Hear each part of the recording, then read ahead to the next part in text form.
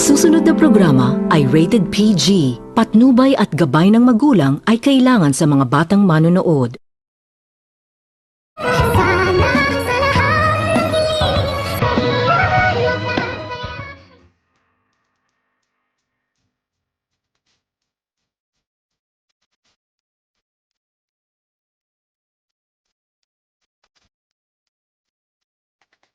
Pagkatapos nitong makita ni Giselle itong si Dr. Carlos ay dito agad naman din itong naaalala ni Giselle ang mga katotohanan na kanyang nalalaman kung kaya't hindi nito napigilan ni Giselle ang kanyang sarili at agad nitong nilapitan ni Giselle itong si Dr. Carlos at dito nang makalapit na itong si Giselle ay agad nitong binulungan ni Giselle itong si Dr. Carlos at sinabihan na mapapatunayan din umano nito ni Giselle na may masamang balak itong si Dr. Carlos sa kanila kung kaya't gulat naman din itong si Dr. Carlos at hindi nito alam kung ano ang kanyang isasagot kay Giselle at nang maisipan nito ni Dr. Carlos na tinulungan niya itong si Moira baka mayroon umanong nalalaman itong si Giselle kung kaya't nakapagsalita umano ito sa kanya ng ganun at maya-maya pa ay agad naman din itong nakapag-isip-isip itong si Dr. Carlos na magsisinungaling kay Giselle at agad nitong sinabihan ni Dr. Carlos itong si Giselle kung ano na naman umano ang mga pinagsasabi nito kung bakit na naman umano nito pinagbibintangan ni Giselle itong si Dr. Carlos.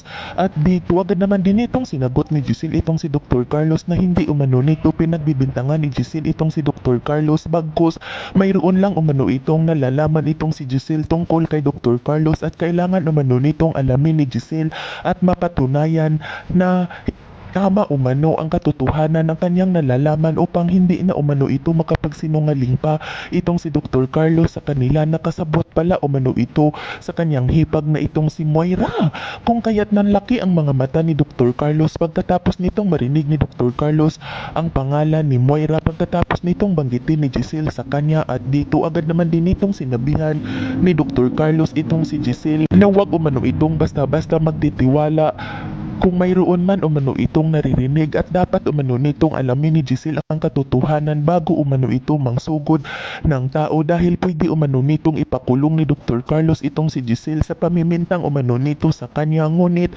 agad naman din itong sinagot ni Giselle itong si Dr. Carlos na hindi umano ito natatakot itong si Giselle na ipakulong umano nito ni Dr. Carlos dahil kaya umano nitong patunayan ni Giselle na nagsasabi umano siya ng totoo at kunting ebidensya na lamang umano ang kinakailangan ni Giselle upang madidiin umano niya itong si Dr. Carlos.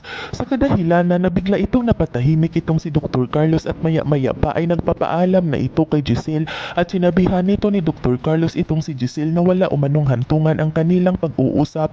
Mas mabuti pa umano na mauna na lamang umano itong si Dr. Carlos dahil mayroon pa umano itong kakatagpuin at dito habang papaalis itong si Dr. Carlos ay sinusundan naman din nito ng tingin ni Giselle at agad naman din itong nagsalita itong si Giselle na mapapatunayan din umano nito ni Giselle ang katotohanan ng kanyang nalalaman upang madiin umano itong si Dr. Carlo. Yan ay ating aabangan sa susunod pa na pangyayari sa kaganapang ito ng abot kamay na pangarap. Huwag mong kalimutang isubscribe at i-hit ang notification bell ng aking channel.